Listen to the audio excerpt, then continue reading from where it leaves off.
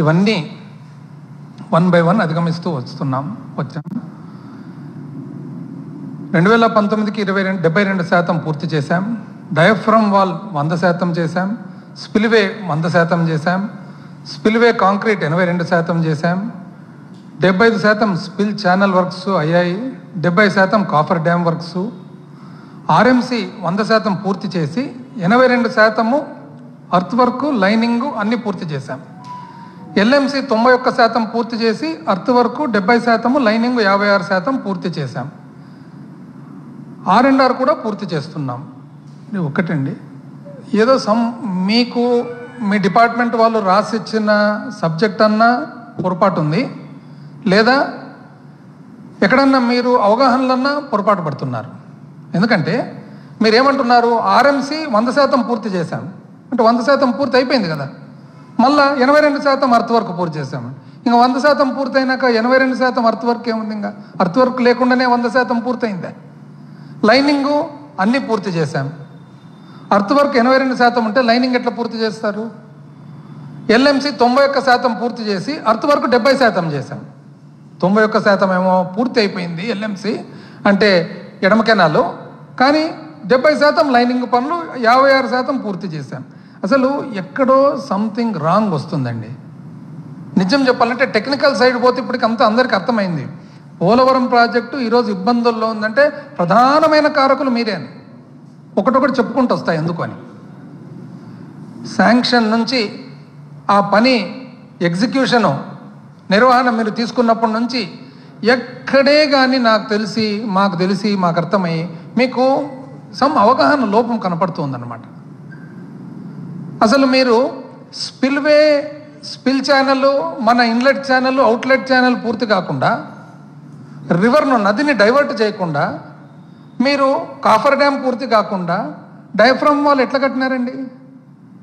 ఏ విధంగా కట్టినారు? అసలు గోదావరి నది నీళ్లను ఆపకుండా, గోదావరి నీళ్లను మళ్ళించకుండా మీరు నది మధ్యలో గోడ ఎట్లా కట్టుకుంటూ పోతున్నారు? అంటే గోదావరి నది ఫ్లడ్ ఆ వరదను ఎట్లా తట్టుకుంటుంది? అది అసలు కాఫర్ డ్యామ్ ఎందుకు కట్టేది? నీళ్ళను ఆపేదానికి. నీళ్లను మళ్ళించాలంటే మీరు స్పిల్వే డ్యామ్ పూర్తి కాకుండా మీరు ఏ విధంగా చేయగలుగుతారు? R&R పూర్తి చేసినారండి మీరు? R&R చెప్తా ఎంత చేసినారండి. అసలు చివరికి ఏమన్నారంటే మీరు అసలు పోలవరం మొదలుపెట్టిందేదే మనము అన్నారు. ఏం చెప్పగలుగుతామండి మేమేం చెప్పగలుగుతాము? ఎవరేం చెప్పగలుగుతారు? ఎవరన్నా కాదండి అని చెప్పేవాళ్ళు ఉన్నారు అక్కడ? మంత్రులు చెప్పగలుగుతారా? లేదండి మీరు చెప్తుండే తప్పు అని చెప్పలేరు పాపం, వాళ్ళ ఉద్యోగాలు. ఎమ్మెల్యేలు చెప్పగలుగుతారా? లేదండి పొరపాటు మీరు చెప్తుండేదని చెప్పలేరు పాపం, వాళ్ళ టికెట్లు. ఆఫీసర్లు చెప్పగలుగుతారా? ఎవరు చెప్పలేరు. పోనీ మీడియా చెప్పగలుగుతుందా?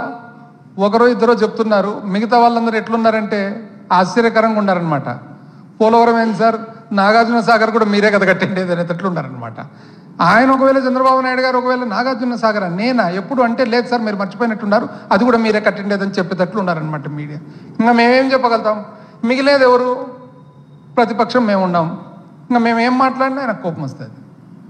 మేము మాట్లాడకుండా ఊరుకుందామంటే ప్రజలు ఏమంటారు తెలిసిన? ప్రజలు కూడా అట్లే చేస్తారు. ఏం సార్ మీరు ప్రతిపక్ష పార్టీతో పోచేయడంలే అంటారు. ఆయన కోప్పడుతున్నాడే స్వామి, మీరు ఎలక్షన్లు ఏమో అట్లా చెప్తారు, మళ్ళీ ఇప్పుడు వచ్చి మా దగ్గరికి ఇట్లా చెప్తారంటే మళ్ళీ వాళ్ళు పలకరనమాట. మేము ఏదైనా ప్రతిపక్ష పాత్ర పోషిస్తే ఇది తప్పు అని అంటే మాత్రం మీరు కోపం అంటారు. చాలా విపరీతమైన కోపం వస్తుంది ఈ మధ్యలో. మాట్లాడితే కేసులు అంటారు. ఇంక ఏం చెప్పాలబ్బా మేము? అసలు ఇది విచిత్రము. ఎందుకంటే అసలు ఈ స్ట్రాటజీ ఏంది అని, పోలవరం మేమే కట్టినాము, ఇంకోటి మేమే చేసినాము, నగరాలు మేమే కట్టినాము, ఏంది ఇదని నాకు ఒకసారి సీనియర్లు, తెలుగుదేశం పార్టీలో సీనియర్లు ఉంటారు కదా, కొద్దిగా చంద్రబాబు నాయుడు గారికి బాగా పరిచయం ఉండేతోళ్ళు, నేను అడిగిన అనమాట, కాదన్నా ఏంది స్ట్రాటజీ ఏంది? హైదరాబాద్ కట్టడం ఏంది, పోలవరం కట్టడం ఏంది, మొదలు పెట్టడం ఏంది ఏంటంటే, అది కాదమ్మా, అది అట్లా కాదు, మా లీడర్ది ఒక స్ట్రాటజీ ఉంటుంది. ఏదైనా కానీ అంటే ప్రపంచంలో ఏదైనా కానీ కొత్తగా వచ్చినది ఉంటే ఫస్ట్ దాని గురించి మాట్లాడడము, లేదా ఒక ఫౌండేషన్ స్టోన్ వేయడం, అది ఎలాగో పికప్ అయిపోతుంది కదా. పికప్ అయినప్పుడు నేనే